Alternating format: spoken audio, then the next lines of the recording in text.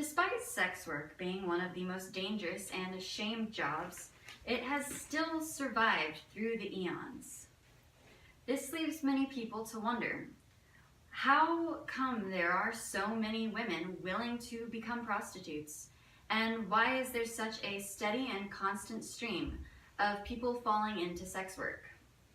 Well, for most, it is because they find themselves waist deep in poverty and faced with an ultimatum: become a sex worker or starve.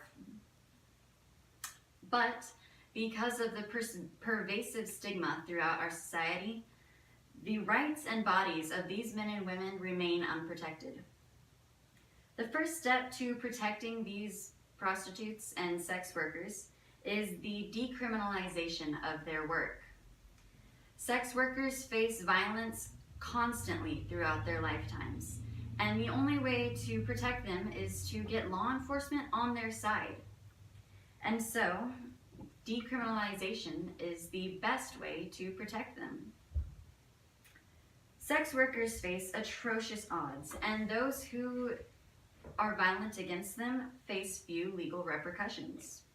One study titled "A Systemic Review of the Correlates of Violence Against Sex Workers" found that between 45 to 75% of sex workers will face violence within their lifetimes, and between 35 to 55% will face violence within a single year.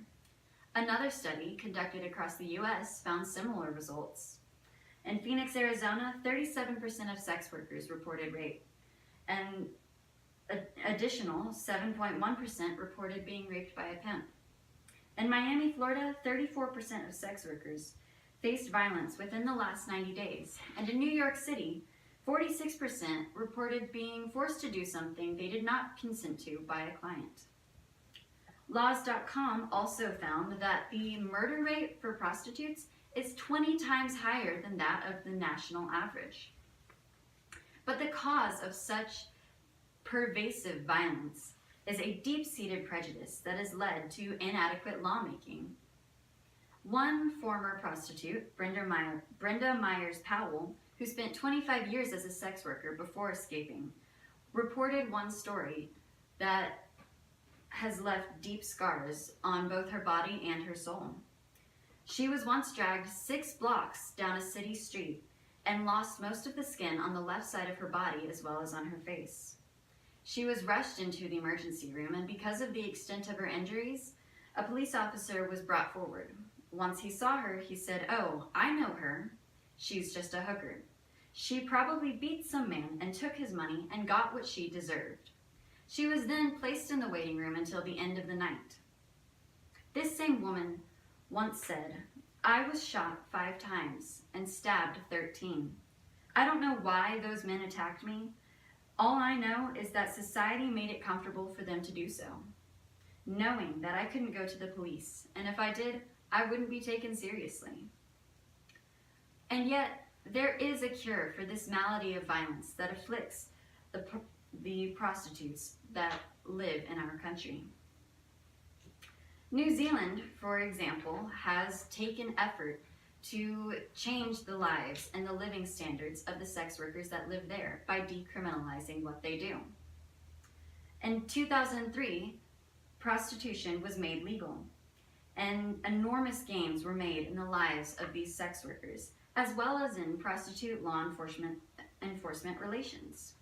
The Journal of Criminology did a study in New Zealand in which they found that 60% of sex workers said that they felt they could more readily refuse clients, and a 95% of sex workers said they felt that they had more rights after decriminalization. They also felt they were more allowed to engage freely with law enforcement, and thus their clients were less entitled to their bodies. By decriminalizing sex work, sex workers are able to be protected by the law enforcement that is meant to help every citizen, not just those that we view as privileged, and not just those who are living lives that aren't faced with stigma. Additional benefits of decriminalizing sex work is the monitoring of human trafficking within prostitution circles and brothels, as well as the monitoring of HIV and STDs. Decriminalization and destigmatization go hand in hand, and it is only with both that sex workers gain the rights that they deserve in our society. Thank you.